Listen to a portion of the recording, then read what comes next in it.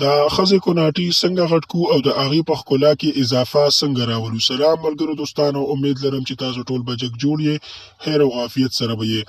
ملګرو دوستانو، ملګرو تپوسونه کړي دي چې یاره د ښځې کوناټي څه سره غټیږي. هغه نسخه مې دله انشاءالله راوړې ده. هغې نسخې چې تاسو کله استعمال کوئ نو هغې سره به ستاسو د ښځې کوناټي دومره غټ شي چې تاسو به بیا خپلې کور والا سره کله تاسو سیکس کوئ نو دعاګانې به ماته کوئ. د نسخې د ښودلو نه مخکې دا هیله لرم کوم ملګري چې زمونږ په چینل باندې نوي دي او چې زمونږ چینل یې اوسه پورې نه دی سبسکرایب کړی نو پلیز هغوی ته زه ریکویسټ کوم چې زمونږ چینل سبسکرایب کړئ او د بیل آیکن بټن ضرور دباو کړئ چې نورې ویډیوګانو دپاره تاسو ته نوټیفیکیشن درځي.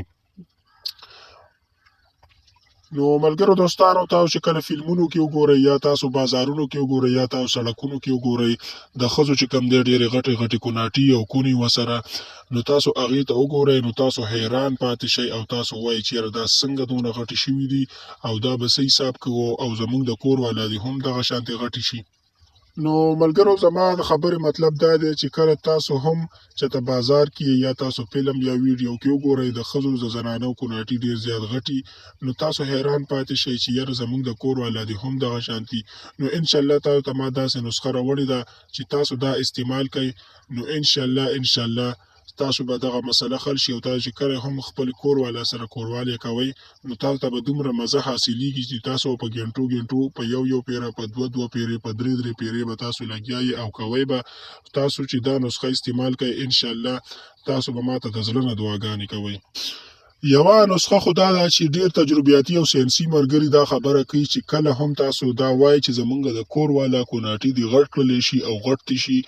نو هغوی ته د اوږدو خپو والا سینډل، لوړ سینډل تاسو به یا په خپله والئ یا به د کور والا واخلي نو هغې کې چې هغه ګرځي نو هغې سره به ستاسو د ښځې کوناټي چې کوم دی هغه ګول شي او غټ به شي. دا خو یوه تجربیاتي خبره ده چې وشوله او ډېرو ساینسي ملګرو کړې ده نو ما تاسو ته شیر کړله. او بله کومه نسخه چې کومه ده، دویم نمبر کومه نسخه چې کومه ده هغه دا ده چې کله تاسو هم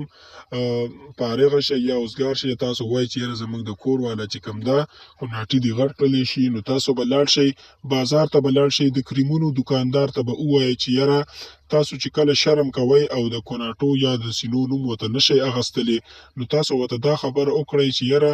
د جسم د غټوالي کریم پکار دی، اوریجنل کریم به تاسو ته درکړي. په دې کې چې کوم دی کم از کم 200-300 کمپنۍ والا چې کوم دی کریمان دي په هغې کې تاسو کله هغوی ته ووایئ چې یاره موږ له اوریجنل کریم راکئ د جسم د غټولو کریم نو هغې کې بیا هر یو راځي نو هغې طریقه کار استعمال پر ډبي باندې به لیکلي د هغې استعمال به هغه شانتې کوئ. د ماسخوتنې به تاسو هغه استعمال کوئ کوناټو باندې به 10 منټه مږئ د 10 منټو نه پس چې کوم دی 10 منټه به مسلسل مږئ هغه په لاسو باندې.